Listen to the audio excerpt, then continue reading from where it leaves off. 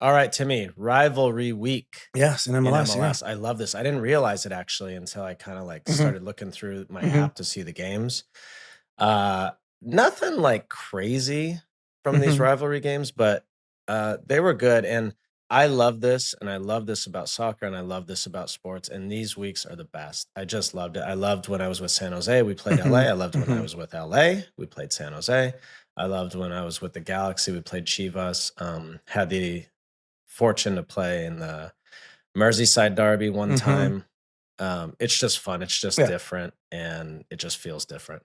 Yeah, I mean, when I got to, have I think I've often said, like, the 2 derbies that I played in were the Merseyside derby in, USA, Mexico, and I'm like, "Dude, there are some great ones in the world," and I think I was very fortunate to play in 2 of them very often, and it's like, there's nothing like it, and then when I got to be fair, when I got to Colorado, I remember, the Rocky Mountain Cup being a thing, and going into it, I was like, I've played in big rivalries. Like, I'm not sure about this. And then I got there, and there was some real hate. Hmm. There was some real nastiness. I remember how loving the Real Salt Lake crowd was towards me.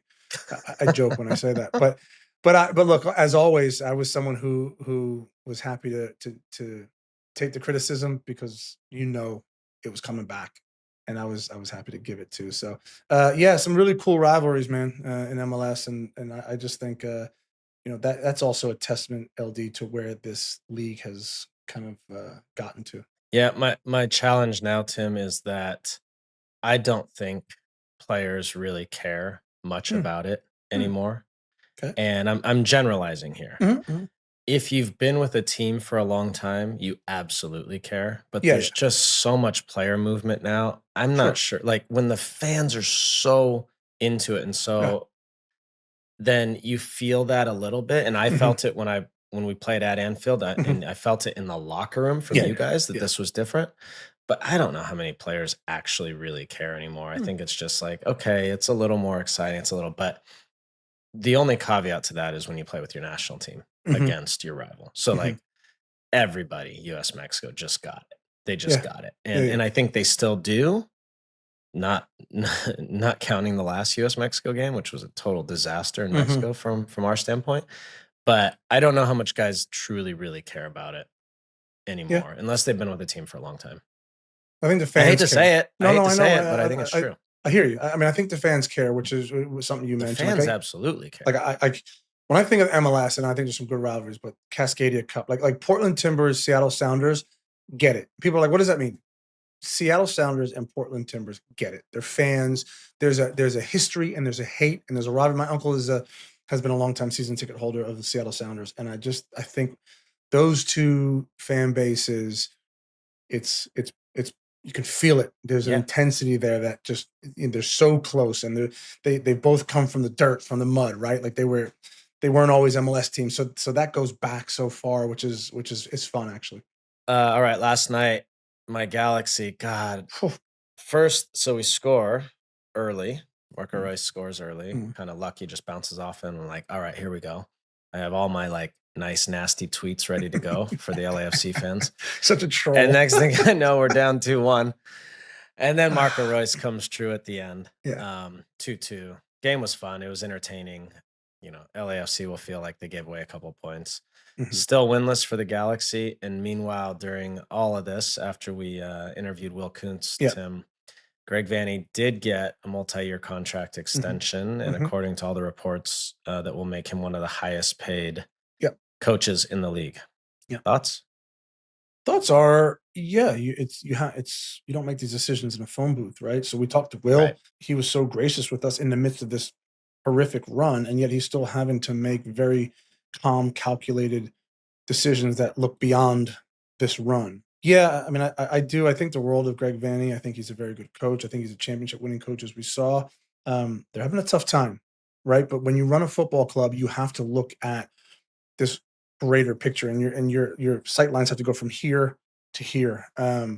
And yeah, I do. I think he gets, from me anyway, some slack, and there's kind of this perfect storm going on in LA right now. Now, should they be able to pull out a result somewhere? Of course, but it's not working. at the current moment. I think that's down to some personnel not being there, and I think because of that, Will Coons and the LA Galaxy trust in who Greg Vanney is and what he's doing with that team, and so yeah, I think it's the right decision. Now, again, part of having these woeful runs, as you know, you start to use up some of your stock, right? Right. But ultimately, I think it's the right thing, and obviously, congratulations to Greg Vanney and the LA Galaxy because I think it's been a good partnership. I think it's the right thing. I think the timing is questionable, and I don't. I guess I don't know how long you can wait, right? Right. I'm thinking, just wait till you win one game, Right. just win one game, and then Sure. because it's Sure. just brutal right now. But I don't know, and there's been no signs Mm. that they are going to win a game soon. So Yeah, but it's like you. I'm telling this to you because and nobody knows it better than you. Literally, nobody knows better than you. But the Galaxy have always kind of done their business the right way. They just have, and yeah, and they maybe have. that's yeah. Maybe in other situations you're like, our fan base isn't wired the right way, or maybe they're not dialed in enough, and we have to wait for this like really cool cheesy moment where we win a game. Like I think Yeah, you're right. LA have earned the right to be like, we know what we're doing. This moment doesn't feel great, but by the way, it's bigger than this moment. So maybe that's kind of Yeah, and that starts to the very top with Phil Anschutz, the yeah. owner, and then beneath him, the man who really runs the show, phenomenal human being who does things always the right way, Dan Beckerman. And so Mhm. to your point, he's just like, it's fine. Like we're Yeah. gonna be fine. And so And so what about this rivalry? Tell me. So you didn't get a chance to play in El Tráfico, but is lucky it for like them. definitely lucky for them the way you perform in big games for sure. But what's it been like? Like the fan, obviously LAFC came in, had some pretty good success early on, which Hmm. stole a little bit of the Galaxy thunder. And so what's that been like? And they've since kind of wrestled some of that power back. But what's that been like No, I in the think it's city? real. Yeah, I think it's real. Oh no, I mean it is real. And I'll tell you what, the defining moment for me personally was when I went back and had when they unveiled the statue yeah. of me. Uh, they played LAFC that day, Wow. and the corner section up where the LAFC fans were like, I don't know, they were saying some really like chanting some nasty things at me, and I'm like, these are probably some of the same fans that used to come to Yeah, yeah, Galaxy yeah, games, yeah, but like yeah. they were all in, and I was like, okay, this is real. So Good. it's That's real, good. man. It's Yeah, fun and it's great for the city. good. All right, Tim, I need a little bit of I need to go on a little bit of a rant here. We're here for it. Our listeners are here Um, for it. we've been giving one team in MLS a massive pass, Mm, and it's just finally catching up, and I'm really like started paying attention, and that's mhm, Atlanta. mm, And so it wasn't a rivalry game, but they did lose at home to Philly. okay. They're second to bottom in the Mhm, East. They've got 11 points from 14 games, 8 straight without a win. yeah, We all thought this was the year they brought Almiron back. They brought Ronnie Daly in, mhm, former MLS Cup champion with NYCFC, signed Emmanuel Latte, and they've just been awful, awful. And I gotta say, if you are an Atlanta United fan, this is absolutely unacceptable. yeah, They fill out that stadium every week. Mercedes-Benz Stadium is packed every week. They're mm, passionate, whatever. And at some point, you got to look at it and go, "This ain't good enough. mm, Not good enough. mm, It's a mess. It's a nice. total mess." And Yeah, we've been giving New England crap and DC United crap, and like Atlanta needs to figure it out. This is not okay. right. Yeah, no, I'm here. I'm hearing what you're saying.